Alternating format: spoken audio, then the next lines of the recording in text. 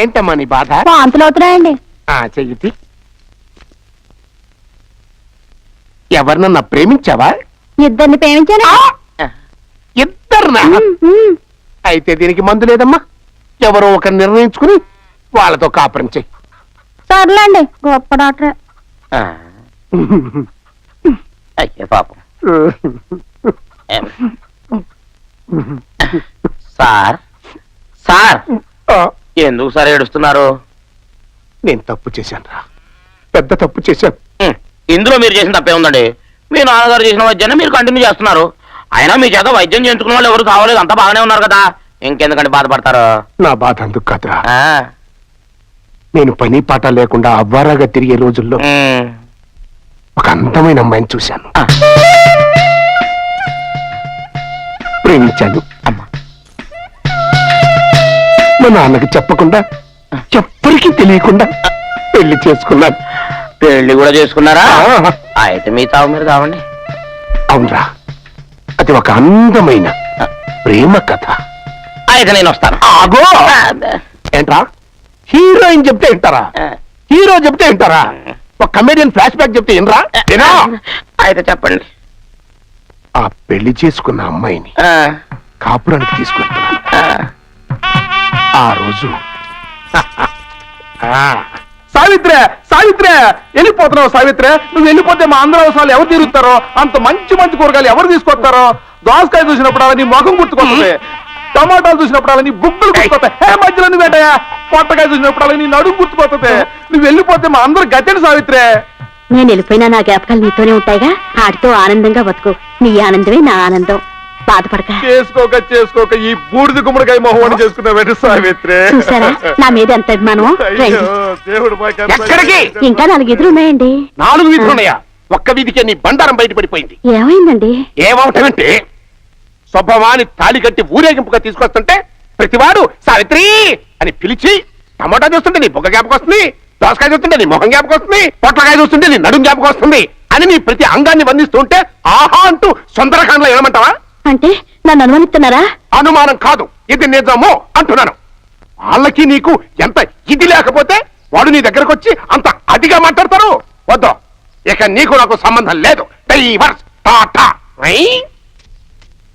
ఆగవయ్యా, ఆగు. నన్నే అనుమానిస్తున్నావు కదూ.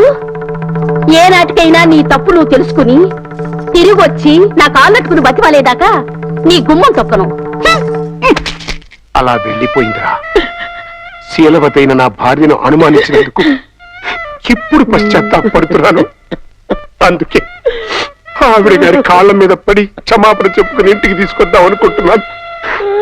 నాకన్నా చదువుతుంటాడా? ఇది మీ ఫ్లాష్ బ్యాక్, అందుకే మీ కండవతో తుడుచుకున్నాను. నే ముఖానికో ప్రేమ, పెళ్లి దానికో ఫ్లాష్ బ్యాక్. మీరిద్దరు కలుసుకుంటే నా పని గోవిందే. ఈ జన్మకు మిమ్మల్ని ఇద్దరిని కలవనివ్వను. అవునమ్మా, ఇడ్లీ దమ్మని ఆ బస్సు గాని పంపించి 2 గంటలైంది. అప్పటికి ఆలస్యం అవుతామని నా బండి కూడా ఇచ్చి పంపించా. సంతోషించాం. ఏంట్రా ఇంత ఆలస్యంగా చచ్చావు? మరే నేను నడిపించకరావద్దేంటి? అదే నేనైతే లగెత్తుకెళ్ళి లగెత్తుకు వచ్చేసేవాడిని. అంటే ఈ బండి నడపడం నీ చేత కదా? మరి ఎందుకు చేసుకెళ్ళట్టు? ఏమో మీరు తీసుకెళ్ళమన్నారు, కర్మ తీసుకెళ్ళాను. కర్మ. సర్లే, ఆకలి చచ్చేట్టుగా ఉన్నా. ఇడ్లీలు ఎక్కడా? అదిగో మూటలో వచ్చేస్తున్నాయి. నోట్లో ఇడ్లీలు రావటం ఏంట్రా? ఒరే, ఈయన నంబర్లే గానీ మూట దింపి ఇప్పి చూపించండి. అట్టగానండి. ఇన్ని ఇడ్లీలు తెచ్చావిడ్రా? మరి 494 రూపాయలకు ఆ మాత్రం ఇడ్లీలు రావేంటి? 494 రూపాయలకి ఇడ్లీలా? మరి అదే చెప్పడమేమో చెప్పేస్తారు, ఆ తర్వాత మర్చిపోతారు. మనీ నాగమణి. నాగమణి ఏంటండి? ఏంటంట? అప్పుడు మీ నాన్న నాతో ఏం చెప్పాడు? ఉండండి, ఆలోచించుకుని చెప్తాను. ఏంటమ్మా, ఫ్లాష్ బ్యాక్ వెళ్తున్నావా? అవును. బాబా ఆకలేస్తుందిరా. రామస్వామి హోటల్కి వెళ్ళి కచామని తెచ్చిపెట్టు. నాకు కూడా ఆకలిస్తుందండి. నువ్వేదైనా తిని నాకు మాత్రం ఒట్టి ఇడ్లీ పడరా. ఇదిగో, ఈ నోటు ఎంతో తెలుసా? నేనేమన్నా తెలివి తక్కువ అనుకున్నారా? 500 నోటు. అబ్బా, నువ్వే దీన్ని అచ్చుకుతున్నట్టుగా మాట్లాడుతున్నావే. చాలా ఆకలేస్తున్నాయి, బండేసుకెళ్ళి తొందర తీసినప్ప. ఇదండి జరిగింది. చిల్లర లేదు కదా అని 500 రూపాయలు నోటిచ్చి పంపిస్తే మొత్తం ఇడ్లీలు పట్టుకొస్తా ఉంటా. నీ నోట్స్ చెప్పు. ఆకలేసేస్తుందమ్మా. చట్నీ సాంబార్ ఎదురా ఇచ్చాడండి. ఇది నేనే వద్దన్నానండి. ఎందుకని మరి అదే మళ్ళీ మర్చిపోయారు. ఆ? నాగమణి, మీ నాన్న నాతో ఏం చెప్పాడు? అయ్యో అయ్యో చట్నీ సాంబార్లని ఎన్ని సార్లు ప్యాక్ పెట్టుకెళ్తారా తిని నాకు మాత్రం ఉట్టి ఇడ్లీ పడరా. ఇదిగో ఆయనకు అర్థమయ్యట్టు మళ్ళీ చెప్పు. నాకు మాత్రం ఒట్టి ఇడ్లీ పడరా. అయ్యో రేయ్, నువ్వు నా కంటి ముందు చల్పా. ఒళ్ళు మండిపోతుంది. ఆయనతో పాటు నేను బయటకు వెళ్ళిపోతాను. ఎందుకంటే ఆయన నేను వద్దు! మీ దిక్కుమాలిన ప్రేమ కథ వినే ఓపిక ఎవ్వరికి లేదమ్మా. అయినా నువ్వు అనేది ఏముందిలే, అతను లేకుండా నేను బతకలేను అంటావు అంతే కదా. అవునా? అయితే ఒక కండిషన్ రా. ఏంటి? నువ్వు చాలా తెలియగలవాడవని ఈ ప్రపంచానికి, నీ ముఖానికి ప్రపంచం దాకా ఎందుకు గాని ఈ ఊళ్ళో నిరూపించుకో. నా కూతురు నీకు ఇచ్చి పెళ్లి చేస్తా. వాకే వెరీ వీచి. అయితే నువ్వు ఇంటి బయటికి వెళ్ళరా. ఏంట్రా గొడవ చేయకుండా?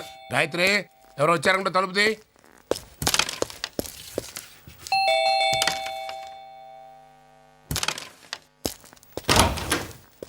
రండి రండి. ఎవరు, ఏం కావాలి? Good morning sir. Good morning. మేము మాయా టీవీ నుంచి వస్తున్నాం. మాయా టీవీనా? Yes sir. ఈ పేరు నేను ఎక్కడ వినలేదే. అసలు ఉంటే కదా విన్నా.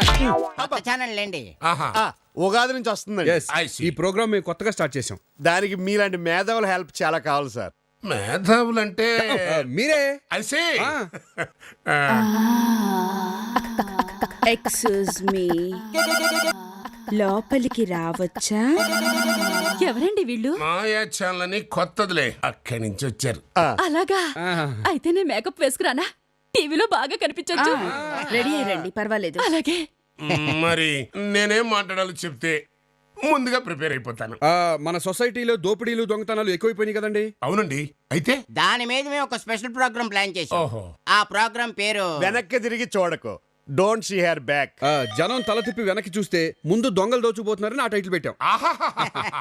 చాలా యాప్ట్ టైటిల్ పెట్టారండి. చాలా బాగుంది. పబ్లిక్ ఎరగబడి చూస్తారు. ఇప్పుడు మిమ్మల్ని మేము కొన్ని ప్రశ్నలు అడుగుతాం. మేము వెనకంజ వేయకుండా మనసులో ఉన్నది ఉన్నట్టుగా చెప్పాలి. కరెక్ట్? ఎస్. మరి నేను, నాతో పాటు నా భార్య, మా అబ్బాయి గోవిందు, మా అమ్మాయి, ఫ్యామిలీ మొత్తం ఉండొచ్చా? మీ ఫ్యామిలీ ఏంటండి, అండర్స్టాండింగ్ ఉంటే పక్కింటి ఫ్యామిలీ కూడా ఉండొచ్చు. మీ ఫ్యామిలీ మొత్తం సోఫాలో కూర్చుంటారు, ఇంటర్వ్యూ జరుగుతుంటుంది. వీళ్ళు బ్యాక్ డ్రాప్ లో సింబాలిక్ గా దోచేసుకుంటున్నట్టుగా సామాన్లన్నీ మోసుకెళ్ళిపోతుంటారు. ఓహో, వెరీ గుడ్ స్క్రీన్ ప్లే అండి. మరి సామాన్లు? పక్క తప్పుకో. అది మా సామాన్లు తెచ్చి డెకరేట్ చేసేసరికి టైం వేస్ట్ అవుతుంది అంచేత మీ సామాన్లే మేము మోసుకెళ్తాం. ఓకే? ఓకే. అయితే ఇక మీరు రెడీ అవ్వండి. Mister Srinivas, yes. పగలు రాత్రి తేడా లేకుండా విరివిగా దొంగతనాలు జరుగుతున్నాయి కదా. అవునండి. ఇలా క్రైమ్ రేట్ పెరగడానికి కారణం ఏంటంటారు? అంటే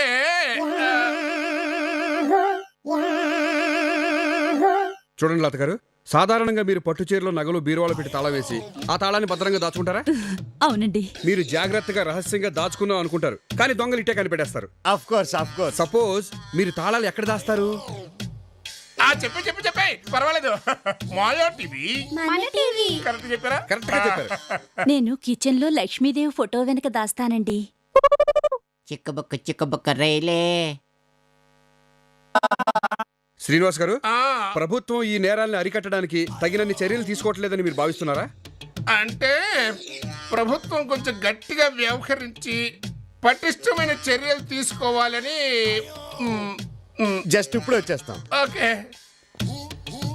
మీరు చాలా ఓపిగ్గా మా ప్రశ్నలకు సమాధానాలు చెప్పినందుకు మాయా టీవీ తరపున మా కృతజ్ఞతలు. I'm very happy. మీరంతా ఒకసారి ఆ గదిలోకి వస్తే మీ ఫ్యామిలీ క్లోజప్లు తీసి మా ప్రోగ్రాం చివరిలో వేసుకుంటాం. అలాగే పదండి. ఆ. లోపలికి పోదండి. తొందర తీయండి, మన చెమటలు పడతాయి. బాబాయ్ గారు, బాబాయ్ గారు, నీ తండ్రి ఎవర్రాది? నేనేనండి. వారి మా మూర్తి గారి సైన్మా కంటే జబర్దస్త్ సైన్మా తీస్తున్నా. నడుమ గిట్లా నువ్వు వచ్చి ఖరాబ్ చేసినావు. సారీ అండి, వీళ్ళు మా అమ్మా నాన్న. నేను ఇక్కడ ఉన్నాను వచ్చారు. సూరి వాళ్ళ నాన్నగారమ్మా. నమస్కారం అండి. నమస్తే. ఈయన మా నాన్నగారు. ఆ? ఏడీనా? వారి ఏంది వాది? నువ్వు కచేరీలోకి ఇట్లా తాళం వేసేటోడివా? అదిగో అక్కడే పొరపాటు పడ్డారు తమరు. నేను గత జన్మలో ఏదో ఒక వాయిద్యం వాయించడంలో గొప్ప ప్రావీణ్యం కలవాడినని నా చిన్నతనంలో ఓ కోయిదరు చెప్పాడు. అప్పటి నుంచి ఆ వాయిద్యం ఏమిటో కనుక్కోవడం కోసం కనపడిన ప్రతి వాయిద్యం వాయించేస్తున్నానన్నమాట. గట్లనా? ఇక్కడ ఈ తాళాలు కనపడ్డాయి. అప్పాయికి వాయిస్తున్నాను. నమస్కారం అన్నయ్య గారు. నమస్కారం అమ్మా. ఇందా కాఫీ తీసుకోండి. మీ గురించి మా సూరి చెప్పాడు. రౌడీ రానికి కూడా ఇచ్చినవులే. రౌడీ రేనే ఆవిడెవరు? గదేనవయ్యా, ఇప్పుడు నీతోని ఒక పోరు రాలే. పోరే. కంగారు పడకండి అన్నయ్య గారు. మా ఆయన అందరినీ సినిమా పేర్లతోనే పిలుస్తారు. రౌడీ రాణి అంటే మీ ఆవిడని ఆయన ఉద్దేశం. ఆవిడ గారికి కూడా ఇచ్చానండి. మంచిది పో. ఇందవా, ఏంటిది? ఇప్పుడు మీ మొగుడు పెళ్ళంనిద్దరు కాఫీ తాగిండ్రలే, దాని తాలూకు బిల్ అన్నట్టు. గదేనవయ్యా, డిస్ట్రిబ్యూటర్లు ఇచ్చే డెబిట్ నోట్ అనుకో రాదే. ఏమి రాదే? లేలే, నేను పైసలు తాన జరంత నిక్కచ్చిగా ఉంటానన్నట్టు. ఇదిగోండి, మేం మధ్యాహ్నం మీ ఇంట్లో భోజనాలు చెయ్యం. గదేంద్రయ్యా, భోజనానికి 16 రూపాయల చొప్పున బిల్లు వస్తుందేమో అని భయం. తమరు డబ్బు దగ్గర చాలా నిక్కచ్చాని మనిషి కదా. అవుమలా నేను పైసలు తాన బరాబర్ ఖచ్చితంగా ఉంటా. ఏమిటండి ఏమన్నారు? డబ్బు దగ్గర ఖచ్చితంగా ఉంటానన్నా? అవుమలా